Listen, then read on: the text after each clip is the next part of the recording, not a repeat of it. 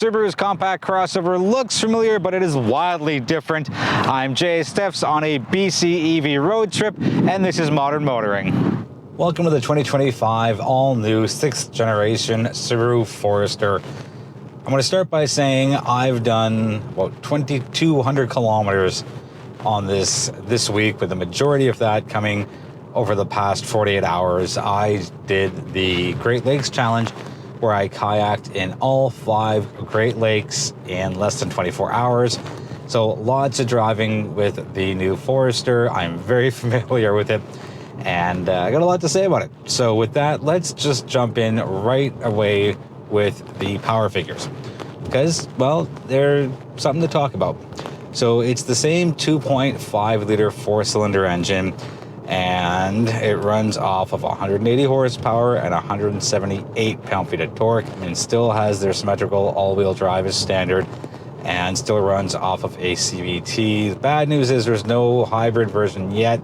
It's supposed to be here sometime next year, 2025, but anything could happen. It might come earlier, it might be delayed, but for now it is gasoline only. I have the Sport trim, which is right in the middle, and I had 2 kayaks strapped to the top of the Forester for the majority of these 2,200 kilometers. And I don't know what magic Subaru has done. Actually, I do, but it's just a little more dramatic. But this new Forester drives significantly better, like tremendously better. Now, what Subaru has said is that 80% of the parts and components of the transmission are changed and new and replaced. So what that does is that gives us better efficiency, a better acceleration, and it's quieter.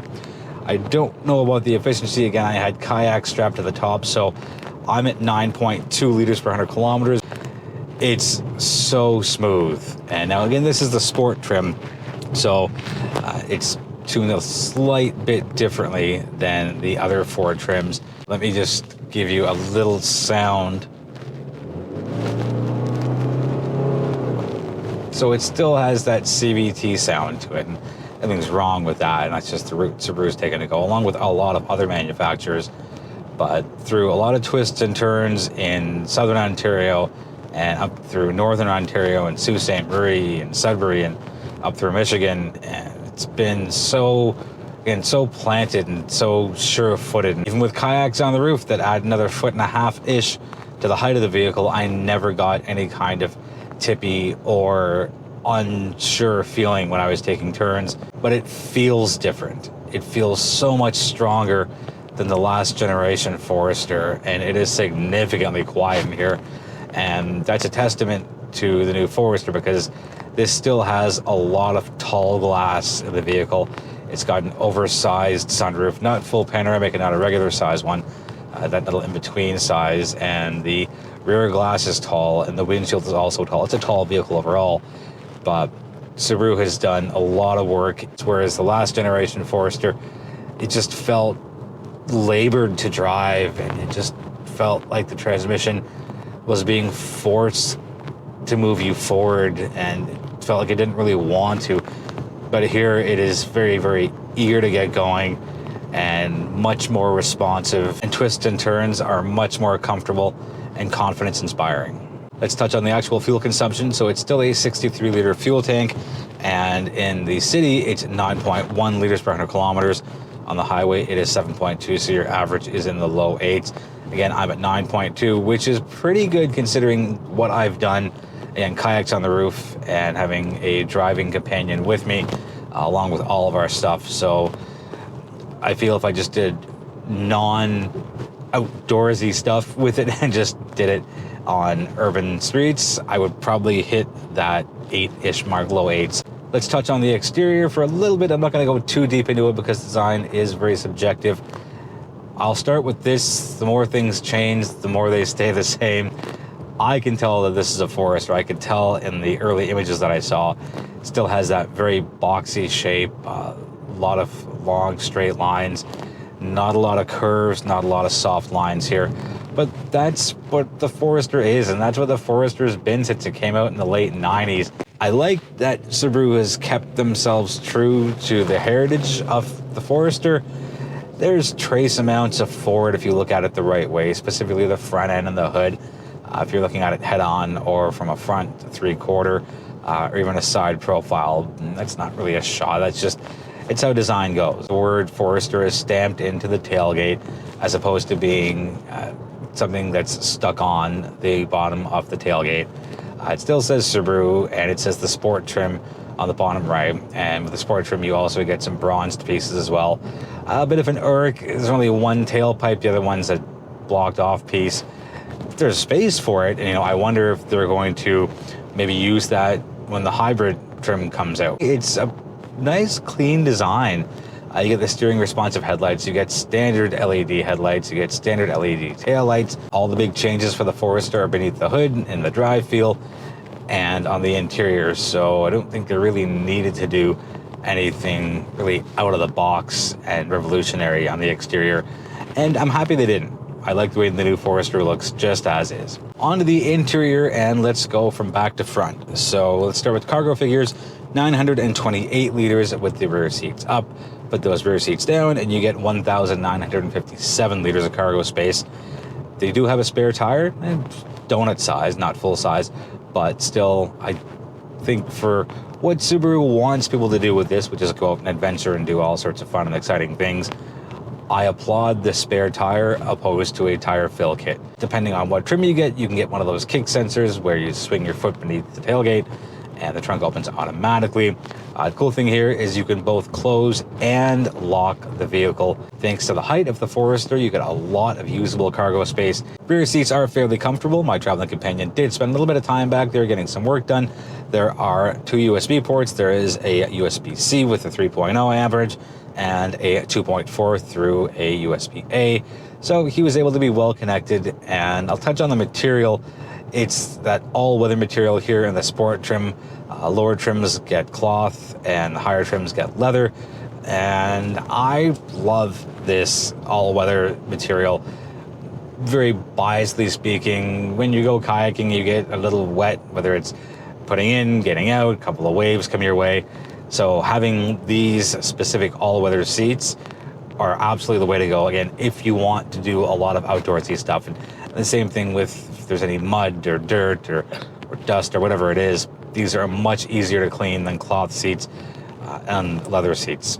Up front, let's start with the centerpiece, which is the available 11.6-inch portrait-style infotainment system.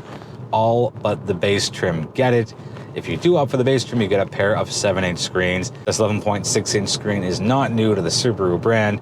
It's in a lot of other Subaru offerings. While I didn't love it when it first came out, it's slowly growing on me. And again, over 2,200 kilometers worth in the new Forester, I'm starting to get a little bit of muscle memory as to where things are, what they do. Now I put my Spotify on and I just have my set playlists, and that stuff is fairly easy to navigate. I'm still happy that the HVAC controls are a fixed bar at the bottom. I don't love the layout of the Apple CarPlay. It's the maps at the top part, and the directions are at bottom left, and your audio is bottom right. But the fix for that is set your little top bar to your audio, and then set the main part of Apple CarPlay to the map function if you are using it for that. And I think that's, for me anyway, the best way to blend them both. You get the same dashboard. It's the 2 large analog dials with a small digital screen in the middle. I don't mind it. I really, really don't. And I know some other vehicles have a full digital setup. Let's quickly run through pricing and then where the Forester lands as far as competition goes. So 5 trims, and these numbers are all in except for taxes. So the convenience trim starts us off at $36,174. From there we go up to the touring, which is $5,000 more at $41,174. While 174 sport trim, which is this, it's right in the middle of the pack, $43,674. A touch above that is the limited trim, and that gets you most of your good stuff as far as toys and extra bells and whistles go. Sorry, that comes in at $45,674. And if you want everything the Forester has to offer, that's the Premier trim, and we have it at $47,674. So pricing is pretty much, for the most part, aligned with the rest of the market here. The one big drawback the Forester has as a 2025 model is there's no hybrid option. I know not everyone in the class has a hybrid offering. For example, The Tiguan doesn't, and the Rogue doesn't. But I think almost everybody else does, from the RAV4 to the CR-V to the Tucson to the Sportage to the Escape. So I think the Forester does a lot of things well. A decent amount of power. It's not the highest in class by any stretch, but for what it's designed to do and how it does it and how well it does it, I'm willing to not really take away any points or many points for the power figures being 180 horsepower and 178 pound-feet of torque. It looks good, it feels good. The drive feel is so much better than it was last year. And if the CVT is something that you're not a big fan of, I'm also not a big fan of it, but Subaru has found a way to make it an enjoyable drive. Subaru's done a lot of good things here with the 2025 Forester, and they're slowly, to me, making their way out of that dark horse category, because we have the perennial leaders being the RAV4 and the CR-V and the Rogue, and the Forester was, and still is, a great offering, just didn't seem to have the same awareness that the front runners did. But I really think with this 2025 version, with all the upgrades, all the improvements to it, and still keeping on to the same important things like their symmetrical all-wheel drive and their standard eyesight safety systems, I think we're going to end up seeing a lot more Foresters on the road. That's going to wrap it up for the review on the 2025 Subaru Forester. If you have any questions, let us know in the comments. We'll try and get back to you as soon as possible.